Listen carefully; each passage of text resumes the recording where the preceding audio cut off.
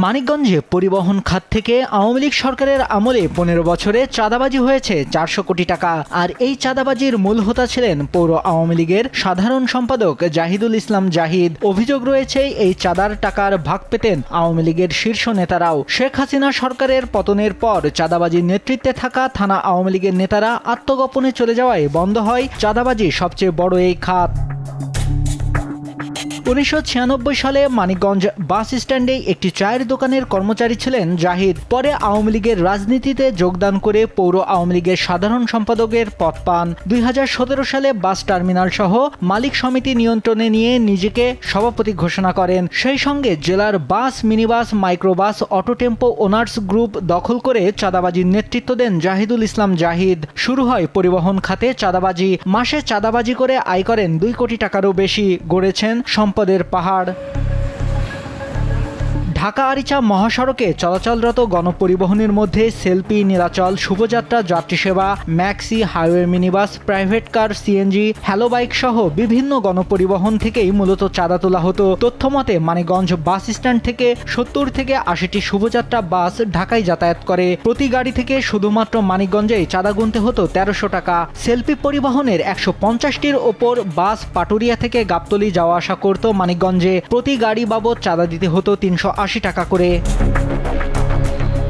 120টি নীলাচল চলাচল করতে প্রতি গাড়িতে গুনতে হতো 170 টাকা। হাইওয়ে মিনিবাস চলাচল করে 120টির উপরে প্রতি গাড়ি থেকে চাঁদা নেওয়া হতো 270 টাকা করে।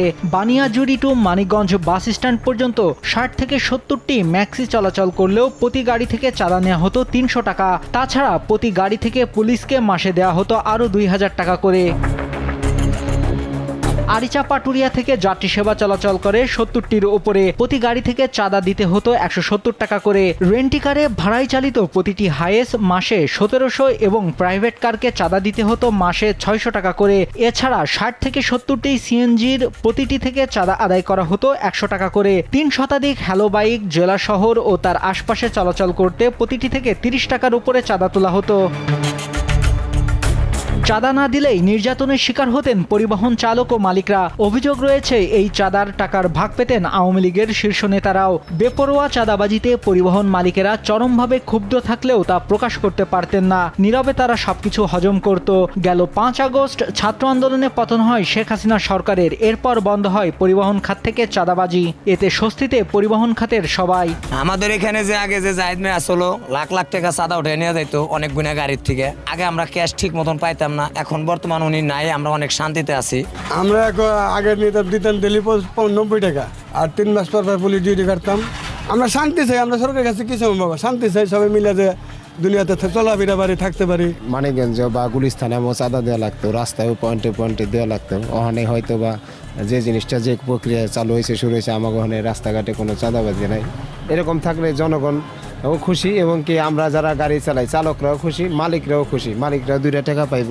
এইরকম থাকলে আমাকে খুব ভালো লাগে। আমাকে চাঁদাটা না নিলে গাড়িটা সুস্থ চালাইতে পারি। তবে চাঁদাবাজি যেন আবারও না হয় তার জন্য বর্তমান সরকারের প্রতি দৃষ্টি কামনা করেছেন জেলা দুর্নীতি প্রতিরোধ কমিটির সভাপতি ও পরিবহন মালিক সমিতির সাবেক উপদেষ্টা। মানিকগঞ্জ বর্তমানে কোনো চাঁদাবাজি নাই। চাঁদাবাজি এটা যাতে না থাকে আমরা আমাদের পরিবহনের তরফ থেকে, যেহেতু আমি প্রাক মালিক সমিতির দীর্ঘদিন প্রেসিডেন্ট সেক্রেটারি ছিলাম, বাসের উপদেষ্টা ছিলাম, প্রয়োজনে এই চাঁদাবাজি পরিবহন সেক্টরে ফিরে না আসে।